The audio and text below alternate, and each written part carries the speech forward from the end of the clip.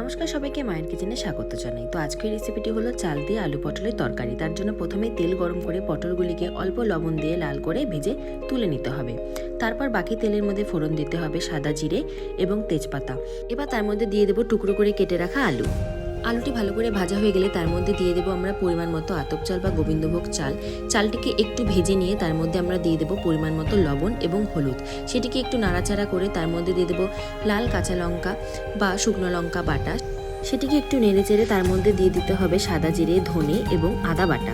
অল্প জল দিয়ে মশলাটি ভালো করে ভাজা হয়ে গেলে তার মধ্যে আমরা দিয়ে দেবো আগে থেকে ভেজে রাখা পটল। সেটিকে ভালো করে মশলার সাথে মিশিয়ে আমরা দিয়ে দেবো পরিমাণ মতো জল ঝোলের জন্য। এবার ঢাকা দিয়ে ঝোলটিকে ভালো করে ফুটতে দিতে হবে। নামানোর আগে দিয়ে দিতে হবে পরিমাণ মতো ঘি এবং গরম মশলা। আর সবকিছু ভালো করে মিশিয়ে নিলেই রেডি চাল দিয়ে আলু পটলের তরকারি। ভিডিওটি ভালো লাগলে অবশ্যই লাইক, কমেন্ট এবং শেয়ার করে দেবেন আর চ্যানেলটিকে সাবস্ক্রাইব করে নেবেন।